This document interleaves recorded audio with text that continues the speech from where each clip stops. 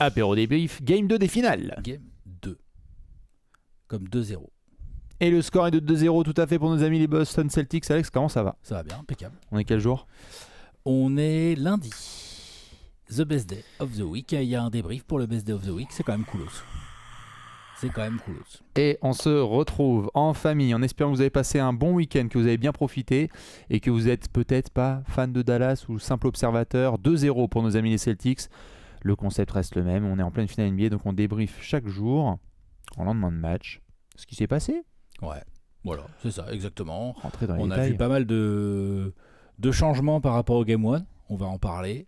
Que ce soit côté Celtics ou côté Mavs. On s'était posé des questions d'ajustement. Ouais, surtout côté Mavs, qu'on essayait des choses. Ça les a pas empêchés de perdre le match, mais c'était moins large cette fois. Premièrement, puis ils ont été là. Enfin bref, on va en parler. On va parler de ce que les Mavs ont mieux fait, ce que les Mavs peuvent encore faire mieux pour espérer rebondir. Hein, parce que là, quand t'es mené 2-0, on commence à connaître l'histoire. Hein, t'es mené 2-0, tu rentres à la maison. Le Game 3, tu sais que c'est back against the wall, hein, comme on dit là-bas. Oui. Chez nos cousins américains. Et vous savez à quel point j'aime Alex très fort, mais on en a connu des équipes en finale NBA qui menaient 2-0 dans une série de finales et qui ont perdu 4-2. En finale, il y en a combien? Il y a qui d'autres? Parce que moi moi j'en ai une en tête. Moi j'en ai une aussi. Voilà. C'est qui Alex? C'est les Suns. Ce sont les Suns de 2022. 21, 22 Warriors, 21 Bucks. Ouais, 21 Bucks. Et d'ailleurs, petit dénominateur commun dont on va peut-être reparler dans cette vidéo, ça s'appelle Jrue Holiday en fait. Oui, c'est vrai qu'on va peut-être parler de Jrue Holiday dans cette vidéo. C'est que voilà. C'est qu'à l'époque, Chris Paul a très très bien tenu dans sa poche. Et là, on se rend compte que Kyrie, ça fit bien aussi. Hein. Ça rentre bien, ça tient bien. Kyrie est là, il est au chaud. Il se prend pas la tête. Hein. Il est au chaud dans la poche de Jrue Holiday. Est-ce que c'est un coup de chance de finir par faire Team USA cet été ou pas? Jrue Holiday. Ou est-ce que c'est un joueur indispensable dans un collectif qui tourne bien? Voilà. On va en parler évidemment. Avant ça, on vous rappelle évidemment que le lundi, même si nous ne sommes pas sur des grosses questions ou sur des faits historiques, ils sont avec nous et je porte officiellement le hoodie. Et la voici Alex Lapompe, ce sont les poteaux de Decathlon. Pompe Celtics en version basse, en low. Donc avec ce beau vert fluo un peu plus clair. Moi je fluo à mort. Un peu plus clair que le vert Celtics classique. Tout à fait. Des pompes, on a essayé pas forcément ce modèle là parce que moi je crois que j'avais le modèle Bulls au pied dans la magnifique vidéo. Tu t'es pas blessé? Si, où je me blesse au niveau des lunettes, qu'on a tourné chez nos potes de Decathlon avec 2 challengers. Qu'on salue et puis on espère qu'ils se sont bien remis de leur défaite. Les escrocs. Voilà. Mais ouais, j'avais les Bulls, moi j'avais les chaussures Bulls, qui explique aussi pourquoi tous les tirs rentrent pas. Hein. Et toi, je sais plus ce que tu avais au pied. Je crois que j'avais les chaussures des Knicks et donc j'ai mis tous mes shoots avec la planche. En tout cas, voilà. Il y a les modèles Celtics qui existent. Tout à fait. Tu nous montres ça. Voilà, vous pouvez retrouver plein de choses évidemment. Alors là, j'ai mis du Boston parce que c'est de circonstances. Il y a actu. Il y a de la pompe. T'as vu hashtag. Si vous êtes fan des Mavs ou peut-être que vous sentez que les shoots à 3 points ne rentrent pas trop, il y a aussi de la casquette. Exactement. Vous pouvez vous faire plaisir. Tout évidemment est disponible dans la collection Lifestyle grâce au partenariat NBA et Decathlon, comme d'habitude. Exactement, il y a quelques modèles qui sont pas encore sortis, qui vont sortir là dans les semaines ou mois à venir. J'ai pas tout le planning en tête, dont un, je révélerai pas l'équipe, mais que moi j'aime particulièrement, que je trouve très beau. Voilà, les Hornets. Enfin les Hornets. On n'est pas loin niveau couleur. On n'est pas loin. Ouais. On va voir. Ce qui est sûr et certain, c'est que vous pouvez aussi vous procurer évidemment l'application Shooting. Vous avez vu, on a fait toute une vidéo avec les poteaux de Decathlon. Vous foncez. C'est l'occasion de se faire plaisir avant un été qui va être fortement basketballistique, je me permets. Application qui permet de s'entraîner au shoot et possiblement de s'améliorer, qui peut servir aux 2 équipes que nous avons vues dans ce Game 2 hier, puisque on peut pas dire que mais même les Celtics, on peut pas dire que ce match a été marqué par la réussite à 3 points.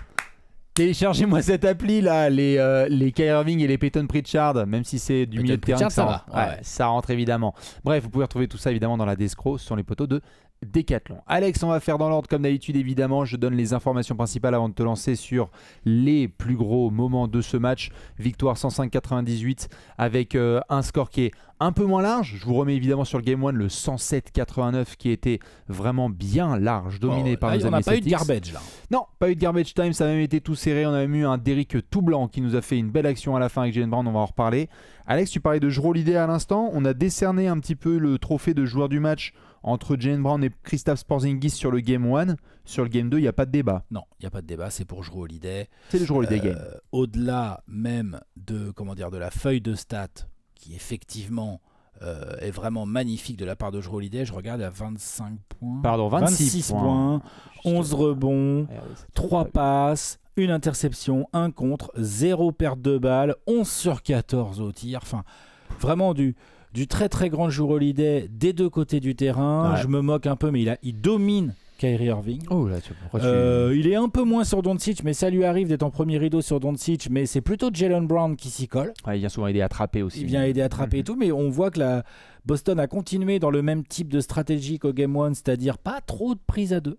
Pas trop, un tout petit peu par moment. En deuxième mi-temps un peu plus, mais sinon exactement. En première, en même temps, c'est vrai que sur la première mi-temps, Doncic était quand même sacrément en feu. Ouais. Donc ça te donne envie potentiellement de modifier certains de tes dispositifs tactiques, mais ils n'ont pas trop bougé et ça a continué à payer. Tout à fait. Notamment parce que là, Kyrie Irving, on va en parler, mais n'est à mon sens pas du tout au niveau attendu pour un tel joueur sur une série de finales, et donc ça fait beaucoup de mal aux Mavs. Et donc ils ont continué dans la même stratégie défensive, mais après je sais pas par où tu disais, tu dis quoi les moments Non, on va le faire comme d'habitude, hein. Souvent moi je te lance sur l'élément principal, c'est vraiment Jrue Holiday parce que c'est le transfert qui a été réalisé, exactement, c'est le joueur, hein. Vraiment décernons tout de suite le trophée, 1 et 1 font 2, Jrue Holiday joueur de ce Game 2. On savait aussi la profondeur de banc et d'effectifs même des Celtics. On a eu Kristaps Porzingis sur le Game 1, là c'est le Jrue Holiday game, puisqu'on reparlera après des Tatum et des Brown sur cette rencontre. Mais c'est vrai que Jrue Holiday, Alex, on avait vu le transfert qui avait été réalisé quand même il y a quelques mois. Lillard, le transfert avec Lillard. Il y avait eu du Lillard, puisque du coup... Il est passé vite fait par Portland. Bon, il a pas sorti ses valises, franchement, à Portland. Non, tout à fait. Et c'est Malcolm Brogdon qui a été prié d'évidemment bouger. Et donc Jrue Holiday était considéré comme le factoriste qui pouvait faire passer un petit peu le hump de ces Celtics. C'est le cas. C'est dans ce genre de situation, Alex. Hein, on oublie un petit peu trop sur les finales notamment. Tu faisais bien d'en parler et j'aimerais bien qu'on fasse un petit hommage là-dessus à Jrue Holiday. Finale 2021, on parle souvent de Giannis qui fait un finish extraordinaire et tout. Mais Jrue Holiday est énorme aussi sur ces finales. C'est le deuxième meilleur joueur des finales de 2021 derrière Giannis. Vraiment. Son boulot sur Chris Paul pour complètement sortir Chris Paul et donc complètement déstabiliser les Suns est monstrueux et magnifique. Et puis c'est sa marque de fabrique, c'est l'intensité physique et tactique et mentale qui met comme ça. C'est pas un joueur trop démonstratif. Jrue Holiday, il flex une fois de temps en temps. Par exemple, quand il va gratter un rebond offensif qui compte trop et qui fait la petite passe à Tatum en dessous, tu vois, genre là, ça flex un peu. Mais sinon, dans l'ensemble, c'est un joueur plutôt calme, plutôt posé, qui trash talk pas des masses et tout. Par contre, silencieusement, mais très efficacement. Chris Paul n'a pas existé à l'époque. J'avais dit Chris Paul physiquement et tout, c'est compliqué. Là, Kyrie a le même sujet. Il se fait manger en intensité par Jrue Holiday. Il n'arrive pas à trouver ses zones où il est bien.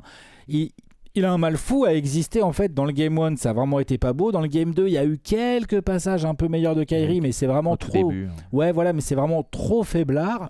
Et donc dans l'adversité, quand il faut élever le niveau défensif et offensif, Jrue Holiday est monstrueux. Là, c'est depuis le début des finales. Si les finales se jouaient en 2, et donc 2-0 Celtics, voilà, vous êtes champion. MVP des finales, Jrue Holiday, là. Toi, t'es dans ce mood-là, toi. Mais est-ce que non, mais c'est vrai, c'est le débat. Il y a du Jrue Holiday, il y a du Jaylen Brown. Ouais, voilà, mais là, au Game 1, on pouvait discuter. Moi, j'ai pensé un peu plus pour Jaylen Brown. Là, sur le Game 2, je trouve que Jrue Holiday est vraiment le MVP clair de ce match. Bien sûr. Et donc, c'est très intéressant de voir qu'une équipe aussi forte que les Celtics, avec énormément d'individualité, de talent et tout machin, là, le Game 2 hier, Jrue Holiday a crevé l'écran. Ouais, tout à fait. Il a crevé l'écran. Et d'ailleurs, il y a ce côté, comme tu le disais, où il ne chambre pas trop, mais il est vachement respecté par le vestiaire de Boston. Jaylen Brown en parlait dès la sortie du match. Il disait, de toute façon, c'est simple, Jrue Holiday, il parle, on écoute, parce qu'il apporte ça. C'est-à-dire que c'est typiquement le genre de match, et on va rentrer maintenant dans la rencontre, si ça te va, c'est que c'est typiquement le genre de rencontre, maladresse de Boston, Tatum, où on va en reparler évidemment en détail, n'arrive pas à scorer encore une fois, et c'est un sujet, on va en reparler évidemment pour la suite de cette série. C'est typiquement le genre de match, à mon goût, et je veux bien l'avis des fans de Boston, où par le passé, si c'était l'itération des Celtics avec Robert Williams et avec Marcus Smart, tu n'aurais pas eu forcément ce type d'impact et d'efficacité au shoot. C'est-à-dire que Marcus Smart probablement tu le perds. Exactement. C'est un match que Boston, sur le papier, est censé perdre. Il y a une atrocité de réussite à 3 points. Ils sont à 10 sur 39. C'est l'élément clé statistique et tactique de ce Game 2, à mon sens. On parle souvent de la variance à 3 points. Notamment pour une équipe comme les Celtics où c'est vrai que quand ça tombe dedans et qu'il y a une pluie de 3 points, ils sont injouables. Game 1, voilà, ils sont injouables, voilà et tout. C'est sur 42. Et souvent il y avait le côté inverse. 16 sur 42 à 3 points, 38% réussite. Et surtout 42 prises quoi. Ouais. Et il y avait le côté inverse aussi, on disait Boston quand ça rentre pas et à 3 points, ils settle un peu trop derrière la ligne, ça iso un peu trop et du coup ça a du mal à gagner les matchs. Là c'est vraiment le fait statistique et tactique le plus important de ce match, c'est que malgré une réussite à 3 points bien crado, c'est-à-dire qu'on est à 10 sur 39. Ouais. Donc ça, 10 sur 39, ça fait 25%, 25,5%. Donc c'est vraiment pas beaucoup. Malgré ça, Boston a réussi à dominer et à maîtriser ce match malgré ça et malgré un gros Doncic au moins en première mi-temps. Je trouve qu'en fin de match, on va parler de son match global. On va parler de son match global. Tout n'est pas parfait, mais on est quand même sur un type qui a envoyé un énorme triple-double face à une défense très sérieuse. Donc on est quand même sur un gros match de Luka Doncic. Ouais. Il y a des choses à rediscuter, il y a des pertes de balles qui énervent et tout, mais gros match de Luka Doncic. Pas de réussite à 3 points. Non. Normalement, sur le papier, c'est un match où, en tout cas moi par exemple dans mes prévisions, mes pronostics et tout ça machin, où je me disais ça c'est typiquement le genre de profil, de physionomie de match où je vois les Mavs prendre le match. Et bien là, sûr. Boston a réussi à gagner grâce à de la provocation de lancer et des tirs au cercle. Il y a eu tout à fait, et ça justement, on va faire un focus dessus. Chapeau, respect. Ils sont pas du tout restés derrière cette ligne à 3 points en disant, comme ils nous l'ont montré parfois, tiens, on va rester dans notre ADN et ça va pas aller. Justement, pour faire la chronologie de cette rencontre, pour mener jusqu'à ce point, on avait parlé tous les deux dans la vidéo débrief du Game 1 de l'impératif pour Dallas de mieux démarrer la rencontre puisqu'il y a 37-20 je crois à la fin du premier quart.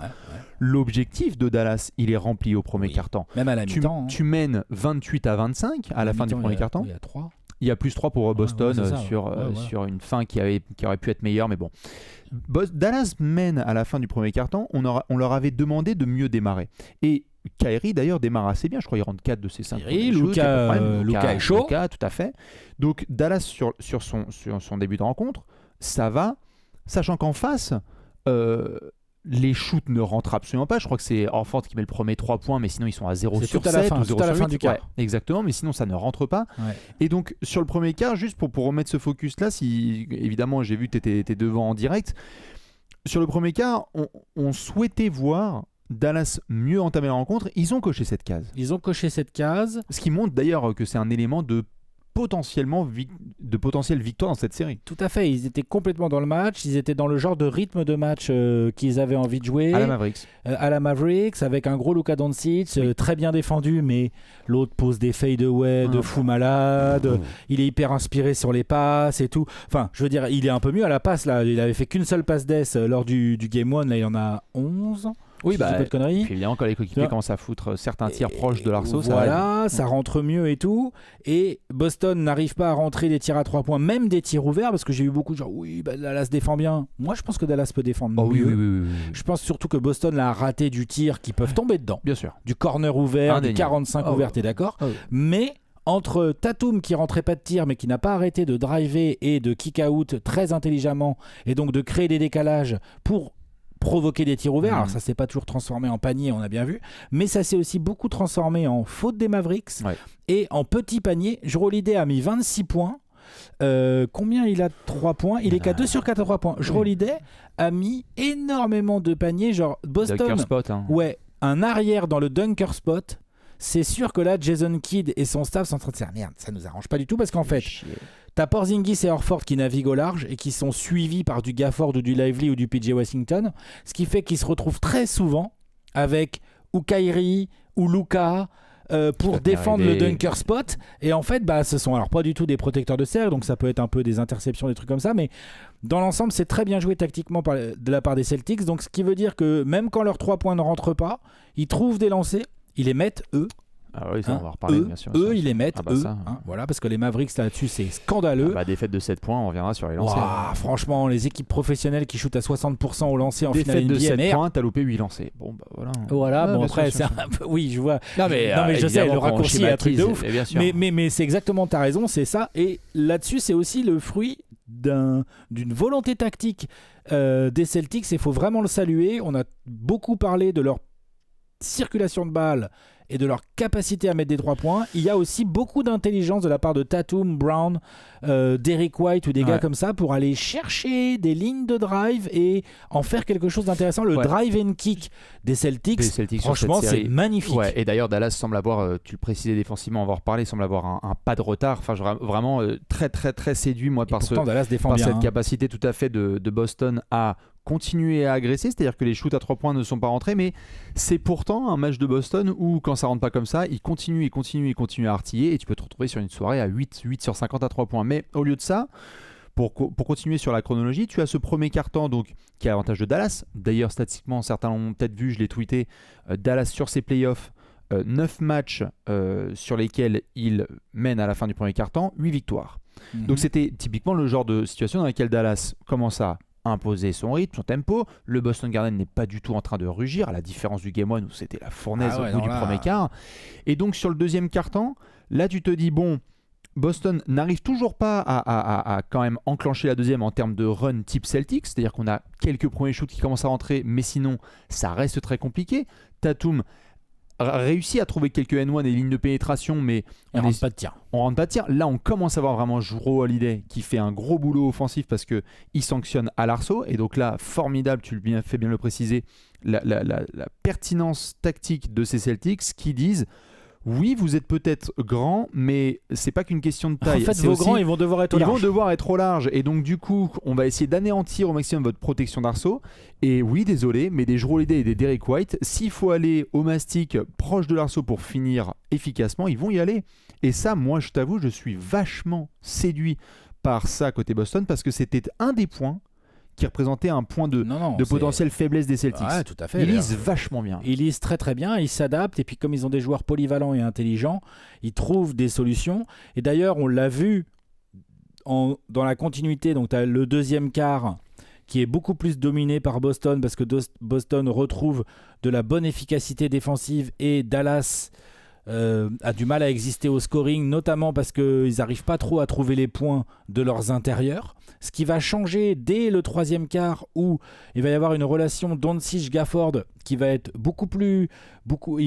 Doncic va beaucoup plus trouver Gafford va jouer beaucoup plus agressif vers le cercle, il va même y avoir un petit lob, il va y avoir 2 ou 3 fois où il roule, ça dunk, Lively également, et en fait Gafford, mine de rien, 13 points, 9 rebonds, il faudrait regarder le détail, je vais regarder, tiens. Je pense que c'est beaucoup en deuxième mi-temps. Ah oui, c'est les petites passes proches de l'arceau. Deuxième mi-temps, 11 points, 7 rebonds de Gafford sur 13-9. Hein. Ouais. Et ça a contribué. Il y a eu un moment où il y a eu plus 12, peut-être même plus 14 Celtics. Et les Mavs ont recollé. Ouais. Ils ont recollé parce qu'ils ont trouvé des points en dehors de Luka Doncic. Ils ont trouvé un peu de Lively, un peu de Gafford. Et ça, on a bien vu, ça emmerde à fond les Celtics parce que pour le coup, en plus, il y a Porzingis qui s'était fait un peu mal et tout. Pour le coup, ils n'ont pas cet impact physique sous le cercle. Et les Mavs doivent trouver ça plus souvent. Mais ça n'a pas suffi. Ça n'a pas suffi parce que les Celtics, mine de rien, ils ont trouvé de la parade tactique. Et puis encore une fois, les Mavs sont sous les 100 points au final. Et encore une fois, d'ailleurs, pareil, un statistique que j'ai balancé dans la matinée, 24-0 cette saison Boston quand ils maintiennent leur adversaire sous la barre des 100 points. Donc en gros, tu mets pas les 3 chiffres. Tu peux rentrer au vestiaire parce que tu auras perdu. L'élément phare pour moi de cette deuxième mi-temps, en tout cas en souvenir qui revient au-delà des hustle plays de Jrue Holiday qui fait exploser le TD Garden, il y a 2 ou 3 séquences qui m'ont vraiment marqué, choqué, et je veux bien ton ressenti dessus, évidemment les gens, c'est on se reniflait un peu au Game 1, et puis au Game 2, il y a eu une vraie décision collective, assumée totalement, tu ne pouvais pas avoir plus évident, on va laisser certains garçons ouverts, allez-y, sanctionnez-nous. Airball de Derrick Jones Jr. Ouais. Shoot loupé par d'autres garçons, que ce soit des Dante Exum ou compagnie, même si Exum va aussi mettre un 3 points sur une passe encore extraordinaire de Luka Doncic. Mais on a vu des garçons esselés, laissé exprès par Boston. C'était même pas. Allez-y, vas-y, shoot. C'était volontaire. C'est même pas un problème de rotation où un gars se retrouve tout seul. C'est non, on joue notamment les pourcentages et on va essayer de te forcer à rentrer tes 3 points. Et là, j'avoue que pour moi, il y a eu une bascule. C'est que je me suis dit, si Dallas vraiment ne trouve pas la parade à ça, la série peut aller très très vite. Parce que c'est là qu'on a vraiment basculé, selon moi, dans le Luka Doncic un peu trop seul au monde. Parce que tu ne pouvais même pas compter. Il a fait des caviars extraordinaires. Là, sur le match d'hier, il fait des passes. Mais lui, là, il finit à 11 passes, il aurait pu être à 17. Luka a 11 passes, Tatum a 12 passes. Les deux, ils pourraient être à 17 ou ils peuvent être en mode Magic Johnson ou John Stockton. Parce que Tatum aussi, il y a un paquet de décalages qu'il a fait où à la fin, comme on a bien vu, le pourcentage à 3 points des Celtics, qui est le pourcentage des Mavs, il n'est pas tellement meilleur. Ils sont à combien les Mavs à 3 points sur ce match 6-26. 23%, il est même moins bon. Et d'ailleurs, je pense au contraire de ce qui s'est dit pas mal, j'ai l'impression que limite les Mavs, vu comment Kyrie joue, tu sais quoi, sert plus PJ Washington ou Derrick Jones Jr. ou Josh Green, même s'ils les mettent pas là sur ce match. Tu vois, mais tant pis. Continuer, insister, je pense que Dallas ne peut pas non plus se permettre d'avoir autant de 3 points en moins de prix. Je sais pas, au-delà des pourcentages. Des tentatives, mais bien sûr. Je pense que Dallas doit aussi faire un peu plus tourner la balle et peut-être prendre plus. On a vu quelques hésitations. Ils hésitent beaucoup là. Et ça, c'est jamais trop bon. C'est pas bon signe. Et puis bon, après, parce que là, on parle tactique et tout, machin. Il y a des choses à améliorer. Dallas, je trouve, a vraiment fait un travail d'essayer de se battre possession après possession. Il y a eu des erreurs. Il y a des choses qui devraient être mieux faites. Il y a des tirs des Celtics qui sont ouverts. Qui rentrent ou pas, c'est pas le sujet. Juste, ça veut dire que la défense a subi un décalage et qu'elle n'a pas réussi à être suffisamment bien placée pour contester le tir. En attendant, je trouve qu'en termes d'effort et en termes de réflexion défensive de mecs comme PJ Washington, Gafford, même Doncic et Kyrie, même s'ils sont plus attaquables, ou Derrick Jones et tout, il y a eu des vraies choses. Par exemple, Tatum a du mal au tir. C'est aussi parce qu'il y a un vrai boulot intéressant qui est fait sur lui et qui l'oblige à devenir créateur, ce qu'il fait très bien. Mais je trouve que possession après possession, on a vraiment cette sensation que Dallas a sorti les rames et a dit non, on va se battre possession après possession pour rester dans le match. Là, les Celtics se sont montrés supérieurs. Moi, je trouve que peut-être qu'il y a aussi, chez les Celtics, il y a la variance à 3 points qui est un facteur très important et là, ils ont su y répondre.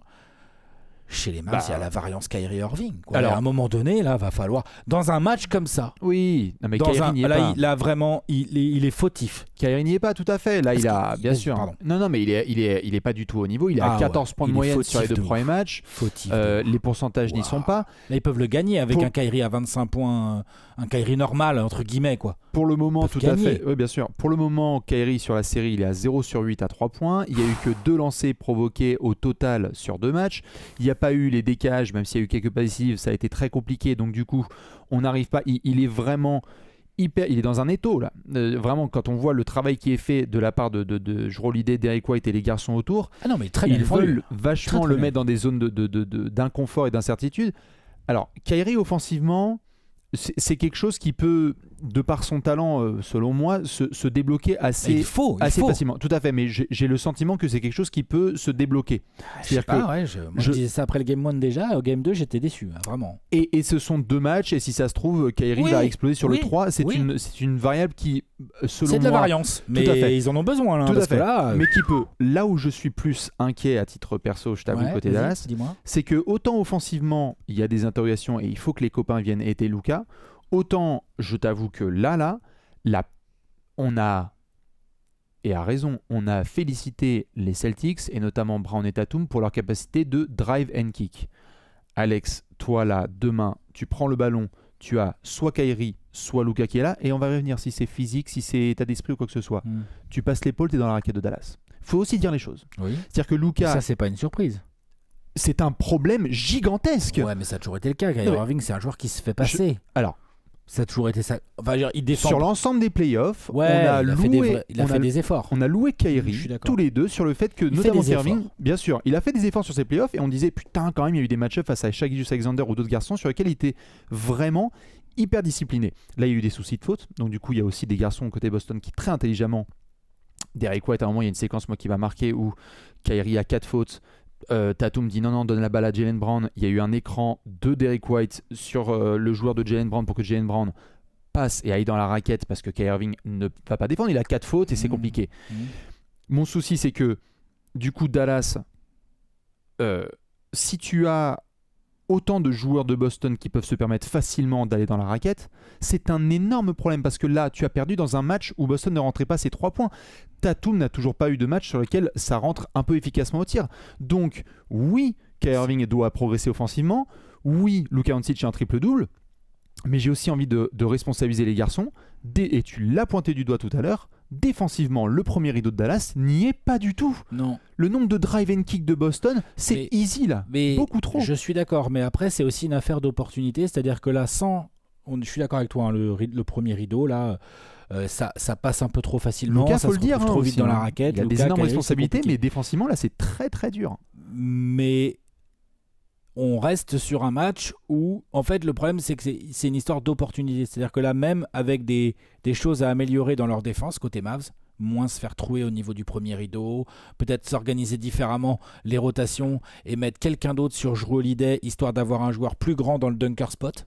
Peut-être qu'il faut sacrifier, j'en sais rien moi, mais que genre, tu sais quoi, Porzingis, est-ce que vraiment Gafford va tellement mieux l'empêcher de shooter ? Et c'est un autre garçon qui va sur lui. Et voilà, et du coup Gafford peut traîner un peu plus et être plus près du dunker spot pour venir aider au cas où, tu vois. Il y a peut-être des choses comme ça. Si moi j'y pense, je pense que Jason Kidd et son staff vont y penser. Là, surtout, vraiment, je répète, ma grosse frustration en défense, ouais, il y a des choses à améliorer, mais ils n'ont pas si mal défendu que ça, les Mavs. Je veux dire, le ballon circule très très très très vite à Boston. Ils ont plusieurs créateurs capables de créer des décalages. C'est un des meilleurs ratings offensifs de l'histoire. C'est dur à défendre. Tu vois, c'est pas une surprise. Ah mais c'est dur. Moi, je suis vraiment frustré de... Finalement, là, t'as pris que 105 points.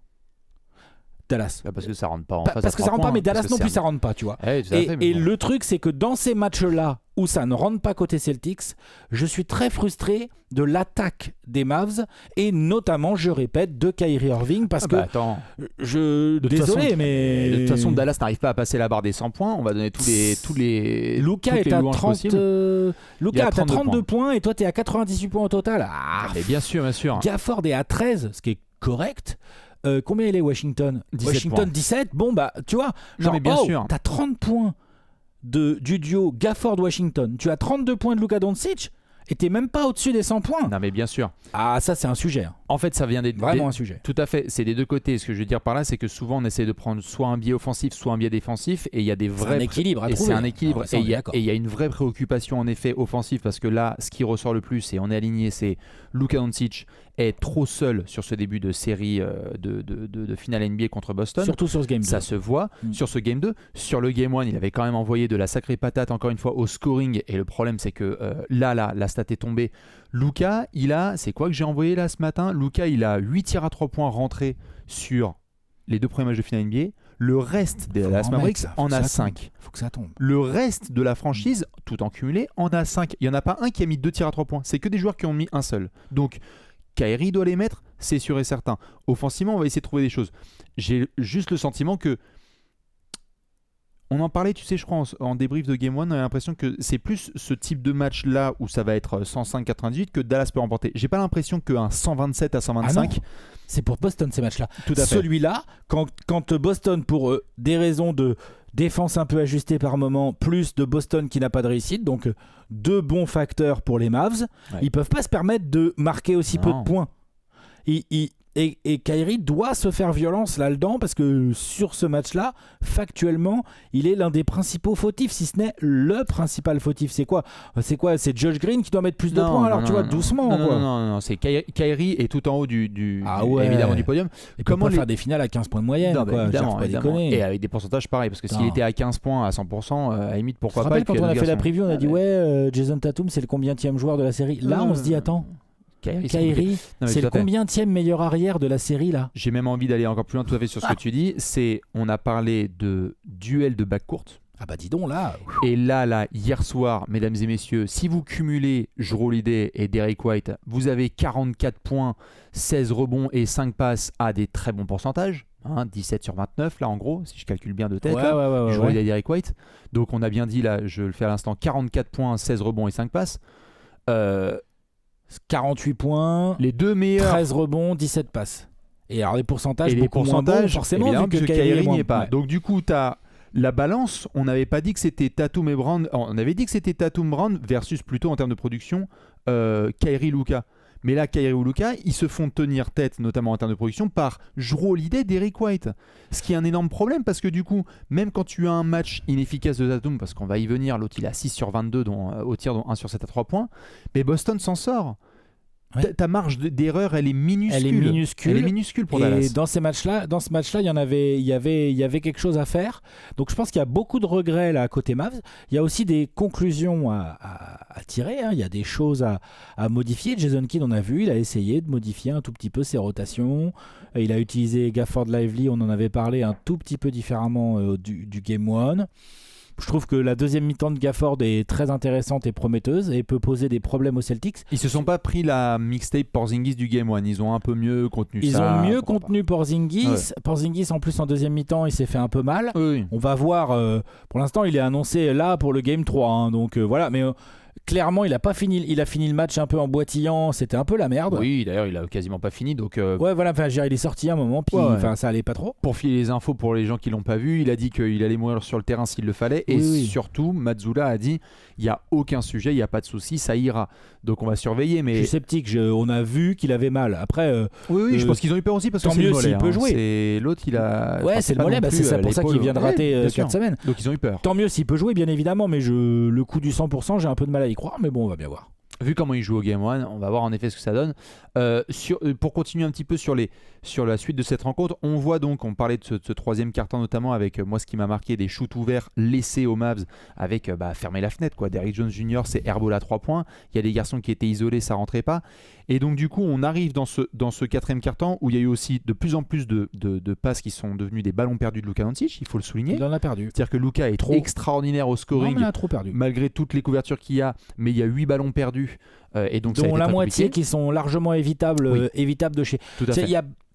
Il y a de la fumée qui sort des narines. Paraphraser les inconnus, mais il y a ballon perdu et ballon perdu. C'est-à-dire qu'il y a ballon perdu où tu te fais prendre à 2 et puis c'est compliqué, puis clac, il y a un mec qui te pique la balle. Ce sont des super défenseurs en face. Je te dis pas que c'est bien, mais ça peut arriver. Et il y a ballon perdu parce que j'ai voulu faire une passe dans le dos alors qu'en fait il y avait un mec dans la ligne de passe. Et que engueuler Maxi Kleber derrière, c'est peut-être pas très bien. Non, mais tout à fait. C'est pas les mêmes ça. Donc il y a eu des pertes de balles qui ont été vraiment difficiles. On arrive dans ce quatrième quart-temps. On a eu donc à la fois le très gros shoot, le seul. Mazzulla l'a pointé du doigt. C'était pour lui un élément hyper important. C'est le shoot de Peyton Pritchard au buzzer du troisième quart. Tu reviens jusqu'à 6. T'étais à 6, tu te prends plus 9. Tu prends le 9. De toute façon, c'est pas compliqué. Tous les petits tournants ont été en faveur des Celtics. Mais t'as l'interception de Jrue Holiday justement sur Doncic. Tu sais, là, c'est des trucs qui sont borderline retour en zone et c'est n'importe quoi la remise en jeu des Mavs. Alors qu'ils étaient dans un run. Aucune équipe n'est championne NBA sans avoir ce genre de momentum play. Le shoot il y a 2 ans. Le contre de Derrick White où il y a PJ Washington, ça part en contre-attaque. Alors tout à fait. Tu pouvais être à moins 1. Tu pouvais être à moins 3. Non, il y avait moins 5. Il y avait moins 3. Il pouvait revenir à moins 1 et derrière Jalen Brown, je crois, score et ça passe à plus 5. Ça repart très vite vers le haut. Donc ça, c'est vraiment les turnarounds qui font très très mal. Ils sont tous en faveur des Celtics. Tout à fait. Et il y a 2 ans, vous vous en souvenez probablement, lorsqu'on a eu les finales des Warriors, on se demandait ce qui se passait avec Jordan Poole et ça rentre du shoot du milieu du terrain et il y a ce genre de momentum play qui va à l'avantage de Golden State et c'était justement là cette fois c'était pas l'heure des Celtics.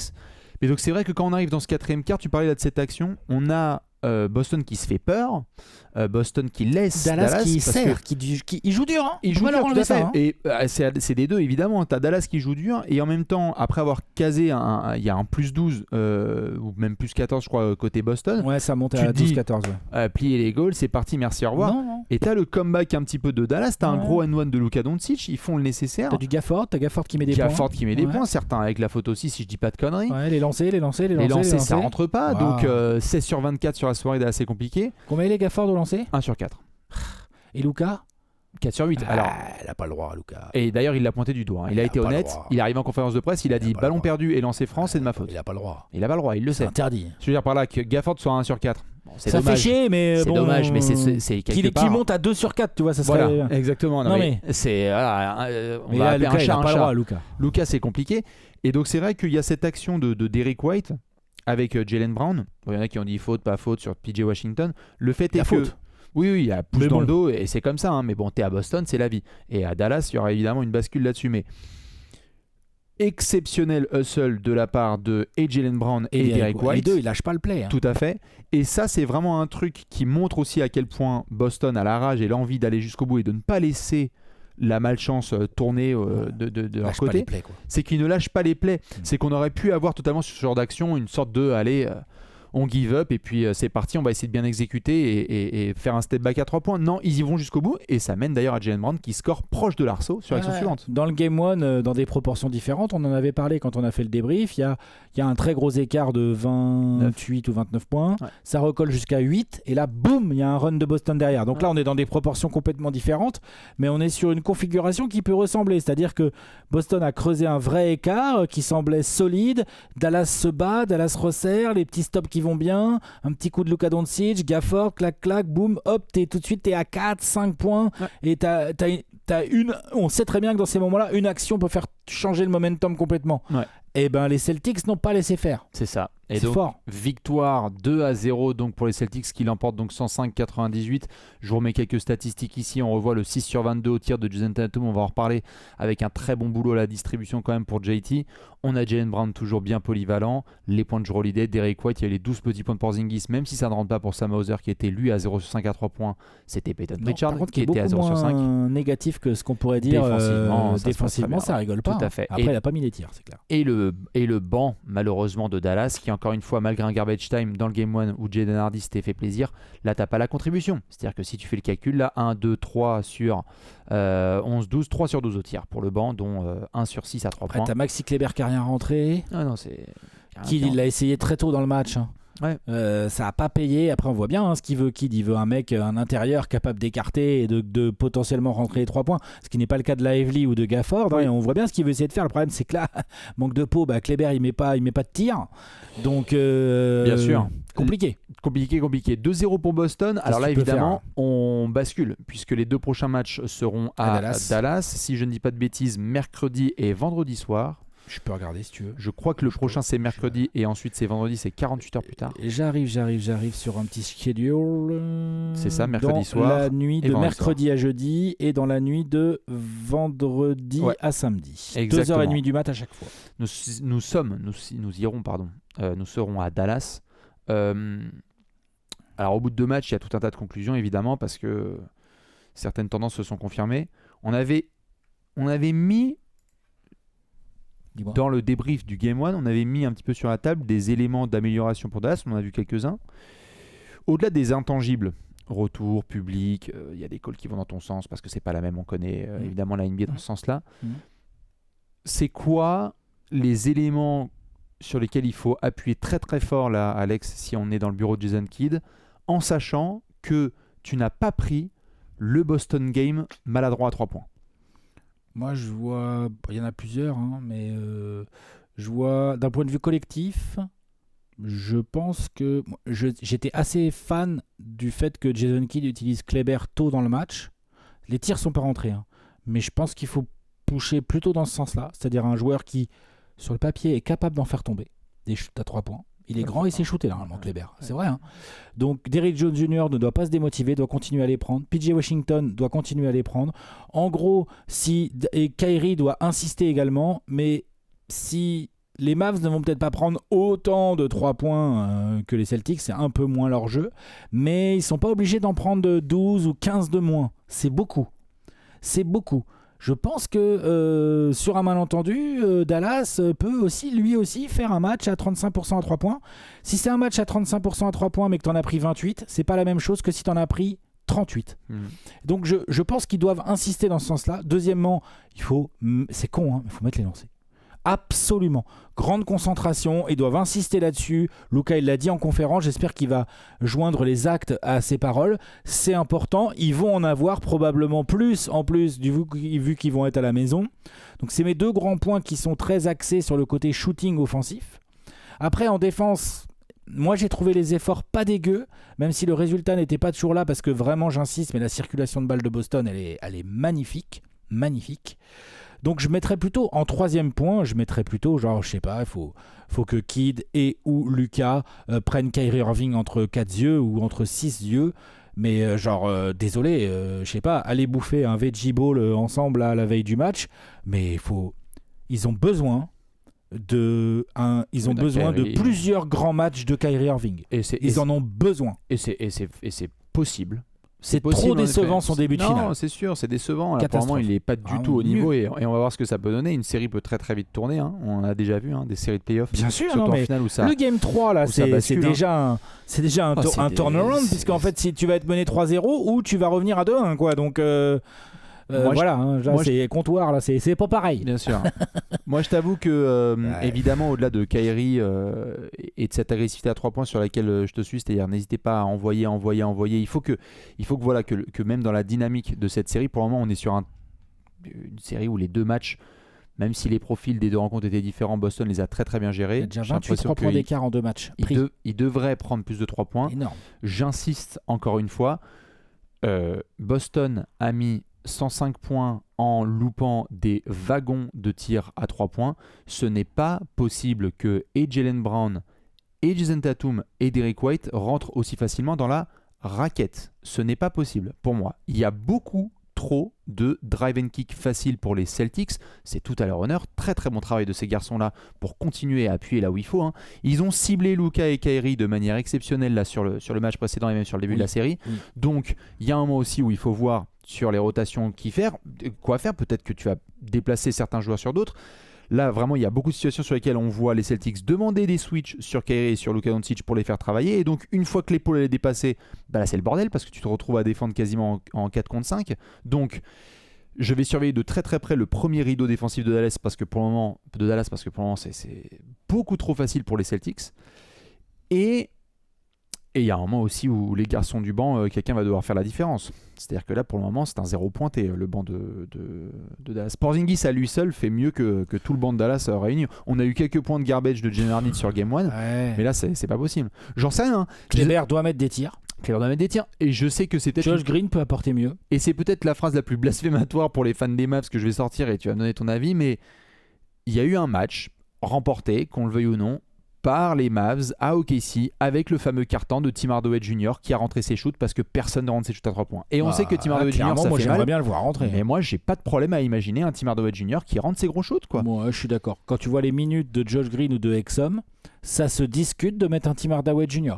Ça se discute. Peut-être. Et à ce moment-là, peut-être qu'il y en a qui vont dire bah ouais, mais tu viens de parler de première ligne défensive. Et Boston sera les premiers à vouloir se régaler là-dessus. Mais il y a un moment où il faut savoir ce que tu donnes et ce que tu prends. Et là, franchement. Quand tu sors Kyrie, pourquoi pas mettre un petit coup de Tim Hardaway pour voir. Par exemple, tout à fait. Moi, j'aimerais bien faire ça. On a beaucoup parlé de solutions pour Dallas. Boston. Si tu es Joe Mazzulla, là.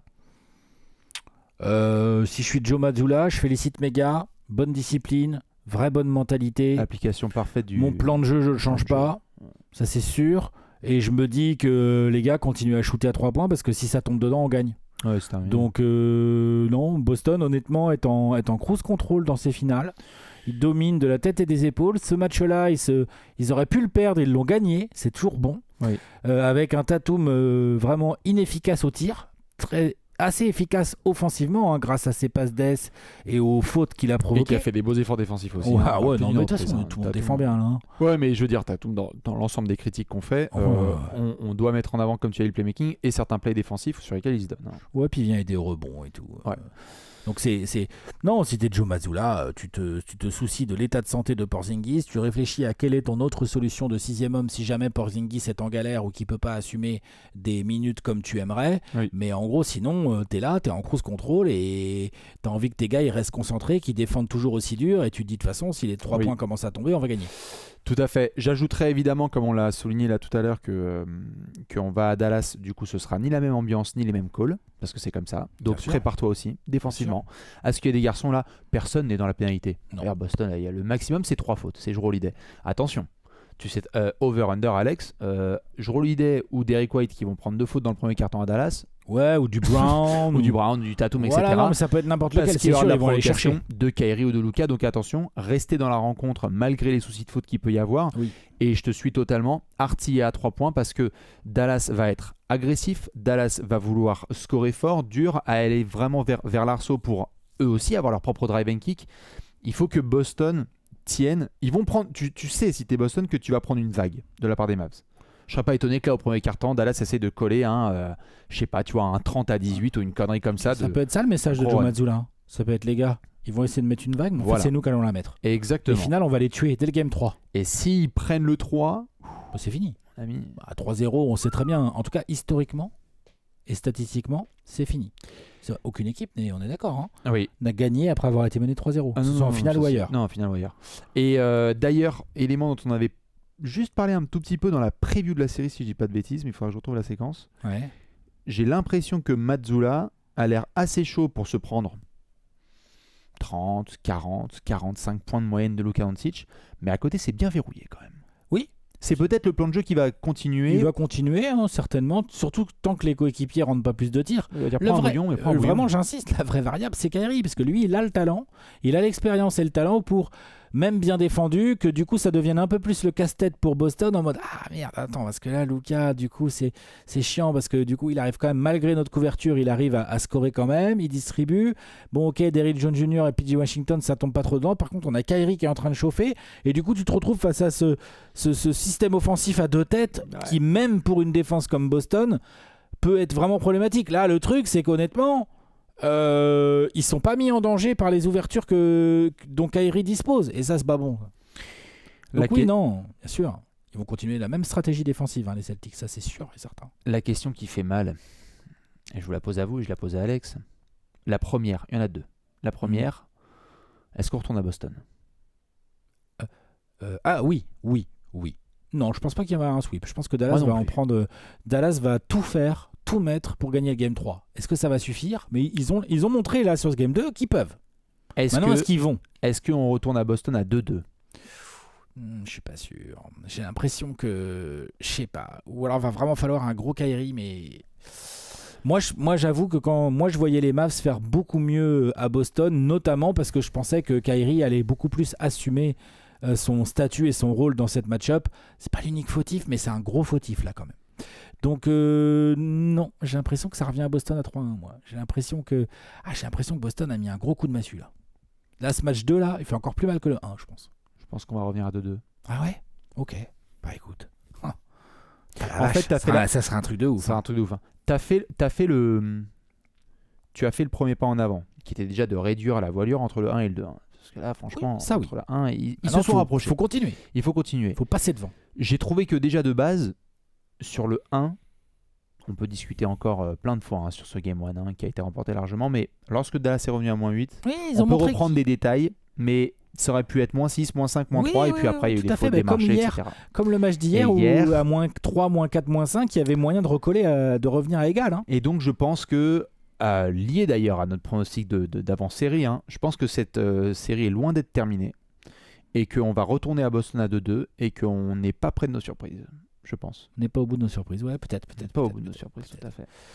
Peut-être. Moi, j'avoue que Boston m'impressionne encore plus que ce que je pensais. Ils sont très très forts. Ils assument bien leur rôle de favori. Et puis, je suis sur certains points précis, je suis un peu déçu du côté Mavericks. Mais bon, effectivement. De toute façon, Game 3, là, Dallas, ils sont obligés de faire un peu ce qu'ils ont fait au Game 2, c'est-à-dire possession par possession. Et ils vont faire pareil au Game 2 en essayant d'être encore plus agressifs et tout, mais c'est du possession par possession. Tu peux pas jouer Boston autrement. Et rentrer, c'est lancer. Tu peux pas te projeter. Les mecs, si tu te projettes, eux, ils te défoncent. Dites-nous vous ce que vous pensez de cette série. Est-elle déjà terminée? Va-t-on retourner à Boston? Et si oui, ce sera à combien? 3-1, 2-2? Qu'est-ce que vous aviez pronostiqué? Qu'est-ce que vous pensez de Kyrie Irving, de Jason Tatum et de tous ses copains? Rendez-vous mercredi soir, dans la nuit de mercredi à jeudi, pour le Game 3. On fait des bisous. Et on se retrouve évidemment jeudi pour le débrief du Game 3. Des bisous, à la prochaine. Ciao.